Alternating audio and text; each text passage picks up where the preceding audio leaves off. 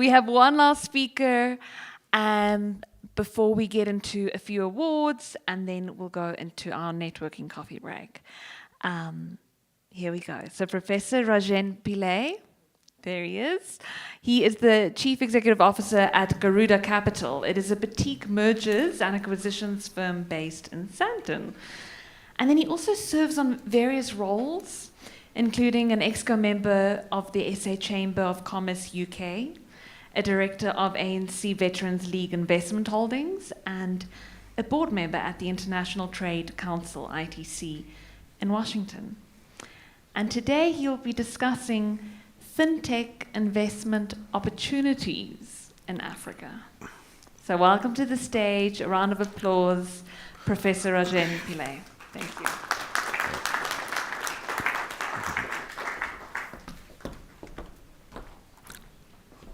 Hello. Afternoon, everybody. Thanks for staying around and staying awake. I'm Rajen Pillay from Garuda Capital. By background, I've been in finance, I've been in banking. I'm a member of the Institute of Bankers. And was mentioned, I'm also on the International Trade Council, which is an apex body in 179 countries. And there I'm a board member on the Banking, Trade and Finance group. I'm also chairperson of the BRICS Financial Services Working Group, in particular dealing with banking and fintech. And it's something I'd like to be able to touch on this afternoon. So how I'll go through it is really just look at what's happening in Africa at a global level. And then look at two big opportunities for fintech and everything related to fintech, and that being the African Continental Free Trade Agreement, which is going to create opportunities in a whole host of areas. And then something which we're personally involved with currently is the BRICS Pay, and that's cross-border payments across the 12 countries, China, Russia, India, Egypt, Iran, etc. So there's a lot happening there, and there's a lot of discussions, and I'd like to be able to take you through some of that very quickly. Well,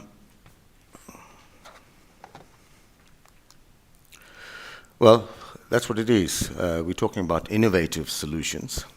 And when I was younger and growing up, when I went to school, we started off with banking with the piggy bank. And then you put it, you deposit in the bank, and you go with your savings book, and the guy stamps it, etc. And if you wanted to buy something, you go with cash. Now they say, "Where's your phone?"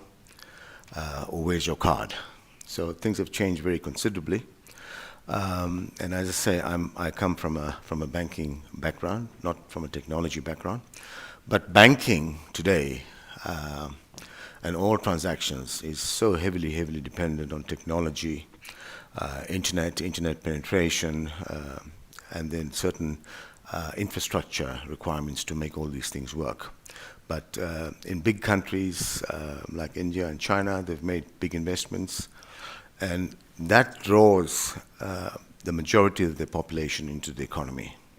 The problem that we have in South Africa is that the majority population have been excluded from the economy, and if you look at it, to go to work, they need transport, and that's a problem because banks don't give you money. You go to a bank and you get declined for bad debt or credit record or whatever. So technology is really now going to be the face of banking, and there's a lot of people scrambling. At Garuda Capital, we looked at both sides of the coin. We looked at banks, for example, on an acquisition basis. We looked at African Bank, UBank, and a couple of other banks. So we understand in pricing a transaction, in buying a bank or merging with a bank, one of the key things is now no longer who is your staff and who's your MD, what level of technology have you got to? Because your customers can't get to you, you can't use your products are limited. And previously in banking in South Africa, to have a retail footprint, you need a large number of branches. which is really, really expensive. And from a banking perspective, that limited the number of foreign entrants because they had to replicate a branch network physically, which cost millions and millions of rands and took many years. Now, all you got to do is issue the guy a card and he can transact anyway. So it makes that section of banking much more easier. But it's innovative use of technology. Then just to look at the markets where we stand, and then I'd like to be able to go into the African continental free trade and some opportunities there, and on BRICS Pay. But just to quickly look at what's happening on the continent, the four biggest economies, South Africa, Nigeria, Kenya, and Egypt. That's where big spends happen. And you see the size there and the amount of capex. Now, if that's, let's call it 8 billion, four countries, 8 billion of spend, how do entrepreneurs or firms access that 8 billion spend? Again, it comes back to being innovative, coming up with products, and being able to service that market. So very important is innovation, technology, being quick to market. What are the driving forces in Africa? Four basic things: demographics, increasing mobile and internet connection, and of course infrastructure, etc. So these are the things that typically regulate the extent of delivery into the retail markets, what we're talking about, into the hands of the consumer. You need all of that to be there. And you need big investments in all of those areas. And some countries are doing it, other countries are lagging behind, and it becomes problematic. If you look at this one, you can see internet usage, that's the core to the whole thing. Credit card penetration.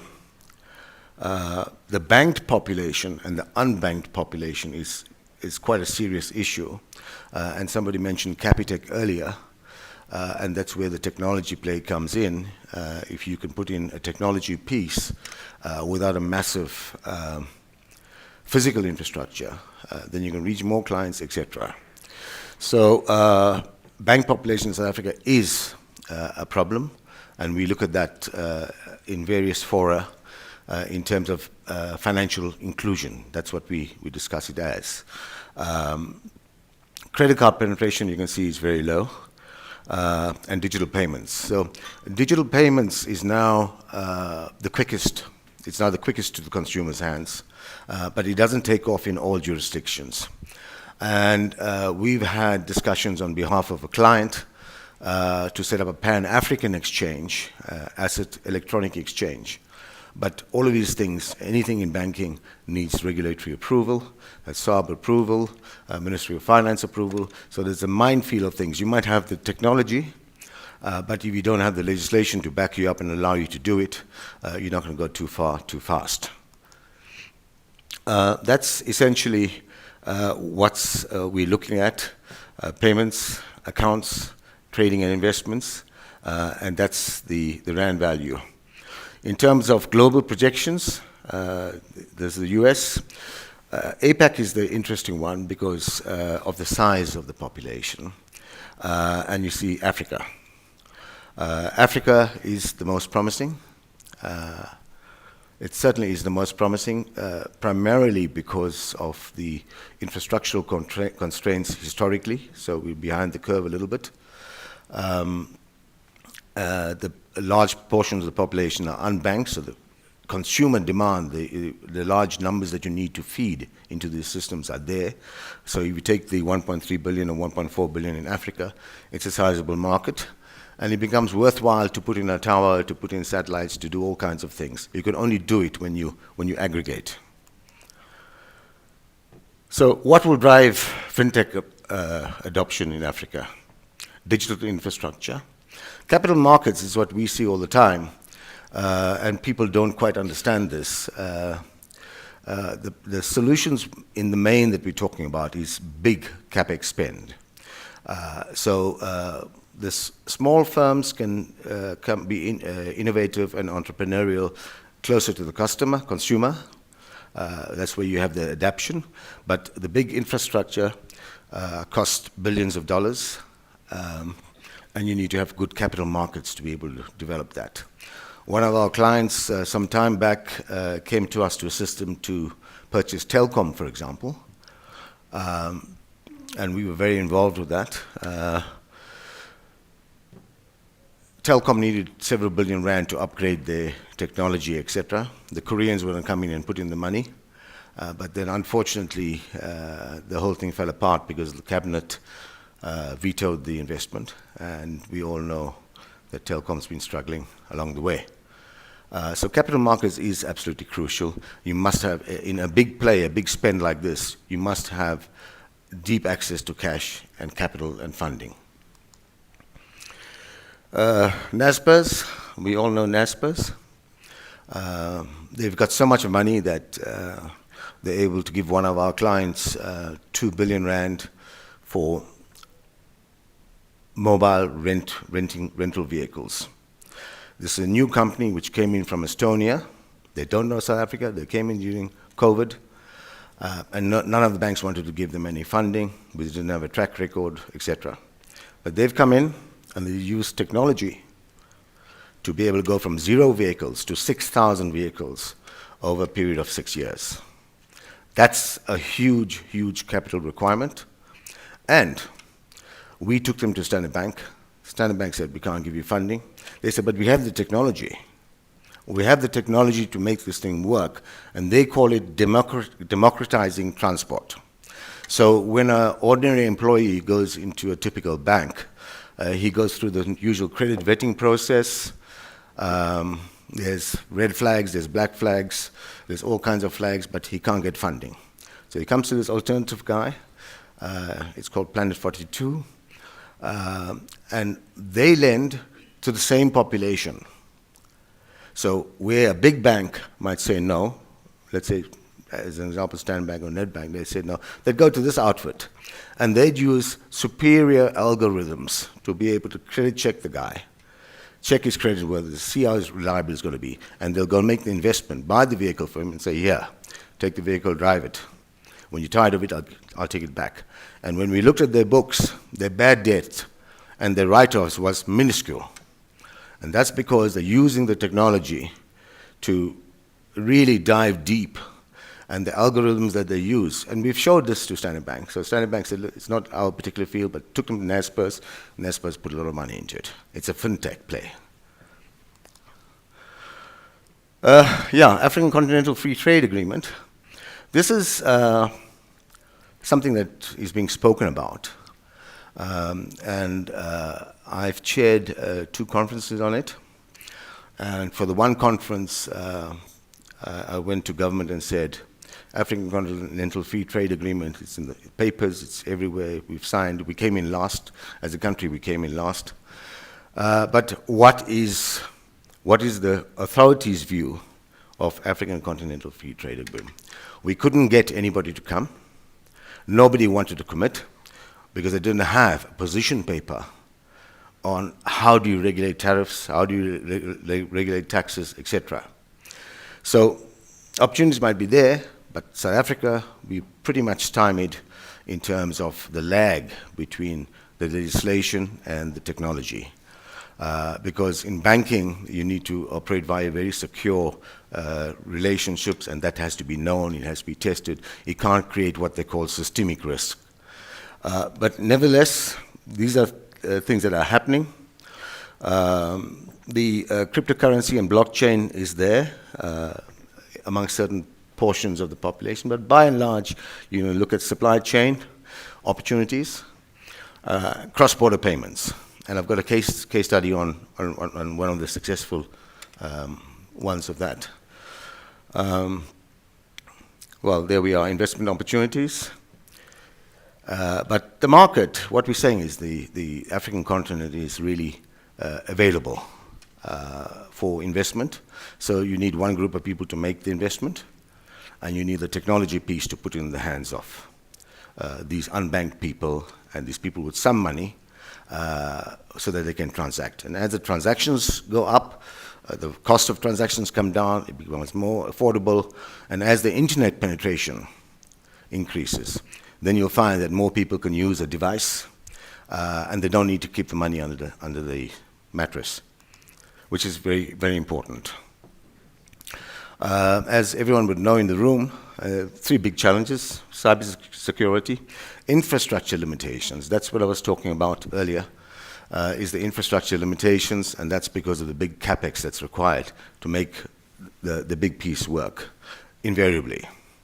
And financial inclusion. Financial inclusion is something which we're looking at in South Africa because such a large percentage of the population is unbanked and outside of the formal economy. So we need to get financial inclusion. When you get financial inclusion and you put a suitably priced technology or an application or an app into the consumer, he's going to use it. But you need a few things to come together. You need the capital markets to make the big investment. You need the small-end developer to do the app, and you need to have the internet penetration to cover the rural areas. That's what you need to get onto that $8 billion spend. I was a few years back with President Zuma, and he agreed to see me, so I went to Nkandla on a Sunday night, and he saw me at 8 o'clock. And I said to him, why didn't you tell me? You know, you've got me from 10 a.m. in the morning and I'm 10 p.m. on a Sunday night. And he arrives and he's late. He said, no, I couldn't reach me. Why couldn't you reach me? Because there was no internet connectivity. Now, this is something which is a big issue in this country in particular. The rural areas need to do that. The example I gave you about telecom is where we had an Indian telco company coming in to be able to pump in the money, to be able to take this internet into the rural areas. That's how you get penetration, that's how you develop markets. Asia is much more different in that the population is there, and they're huge. So 2-3 towers can last you. But if you go to Nkandla or Empangeni or whatever, you need kilometers and kilometers and kilometers to cover. So it's a problem. Yeah, we can look at quickly M-Pesa, MoMA, and Flutterware. And these are all basically technology innovations. This is the shining star in cross-border payments. Not the only one, there's new ones coming. We did 3 billion rand capital raise for cross-border payment company out of the UK. Unfortunately for our client and for us, the capital raise was being done exactly within a month of the COVID story happening, and we didn't get the institutional support. So when we did that for our client, we looked at the market, we looked at the banking sector, we looked at what products they offer and their pricing. With appropriate technology, you are able to reduce transaction costs, caching costs, all kinds of costs very significantly. So what does M-Pesa do? Economic growth, it allows more people to be more active. You don't need to go 10 kilometers into a town anymore. You can still do a payment if you have an internet coverage. So if you're at home or you're at the office, you can still be working, you can still be transacting. That translates into a massive multiplier effect from economic perspective. Poverty reduction, yes, because the man doesn't have to spend 60 rand on a taxi to go there and then meet the customer and say, oh, I don't like your product, I'm not going to buy it. He can call the guy on the phone, this is my product, if you like it, go through the main points, I'll come and meet you, sell. That's a sale. That's real economic value and addition. Same thing if you look at the farmers. Farmers can now look at all kinds of things, weather patterns, rain patterns. They know when to plant, when not to plant. All of this is available. And it saves millions and billions of rands in agricultural products. Momo, Ghana, it's support for SMMEs and empowerment. It's big topics in South Africa, very big topics, and this is what our government has been struggling with, and we still haven't got it right. Although we're pleased to see that the internet penetration has improved significantly from, let's say, 10 years ago. The costs of transaction are still too high. It's just way too high. These switching costs and everything else, using the same infrastructure, is just not good for expansion. So we're going to have to see that kind of cartel ease up. Cell C tried to come in and then they got squeezed out. So life happens. This is a Pan-African company. It deals with cross-border payments, digital payments, education and healthcare. On our study, when we looked at banking and fintech capital raise, we took the example of Zimbabwe, for example. Zimbabweans generally come across the border physically to buy goods because they can't get it in Zimbabwe. It's about 3 billion a month. And the cost of transacting is approximately 30% because they don't have these payment mechanisms, et cetera, et cetera. They've got to physically come, buy the fridge or buy the lounge suite, and then move back across. So you can imagine what that does to the cost to the final consumer. Whereas if we had what we call integrated banking without restrictions, then that makes life a lot easier.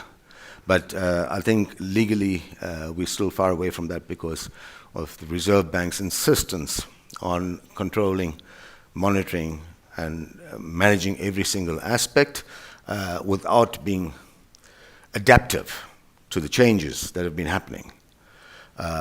So we're a little bit behind in terms of the macro side. Partnerships, technology, and innovation. That's what's going to give you a piece of the big capex spend that we have on Africa. If you take 8 billion, it's a big number. And most of the people will need to pick out where do you access those budgets and where do we fit in. And where you fit in is if you are going to be quick, fast, and cheap, and reliable. Sorry, do I have any more time, or am I done? Okay.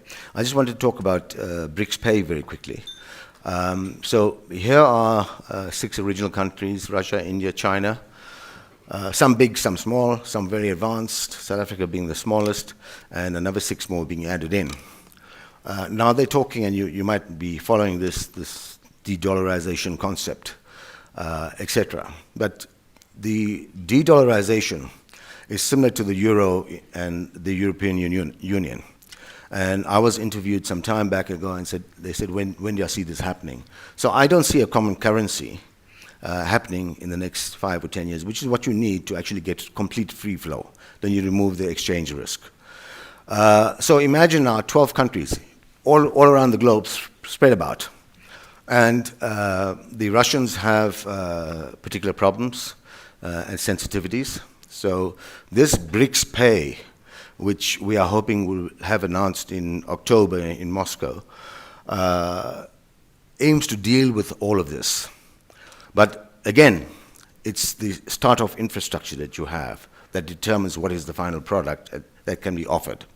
So the biggest thing that we are looking at for BRICS Pay is what we call interoperability. So currently, if you go to Russia and you want to go into a hotel room, you go and get cash. You get cash and you pay. You can't do anything else. That's because of the SWIFT mechanism being blocked and the sanctions, et cetera, et cetera. So now this is where blockchain, AI, and all kinds of financial products come in. So we're now attempting to roll this out in 4 countries with a hub in being Dubai because it's geographically probably central to most of the countries, but using a lot of technology behind it and trying to move away from the SWIFT system and the heavy reliance and dependence on Visa and MasterCard, etc. So these are things which are factors which need to be considered. On the one hand, you have the structure and the infrastructure. On the other hand, you have the political interference, which can destroy economies. So we're looking at putting all of that together in a system where you have interoperability, where you can still use a SAS switch or a ATM network, but using a BRICS card. And then a second phase after that would be common monetary union or a common currency, etc. But I see that as being very far. Thank you.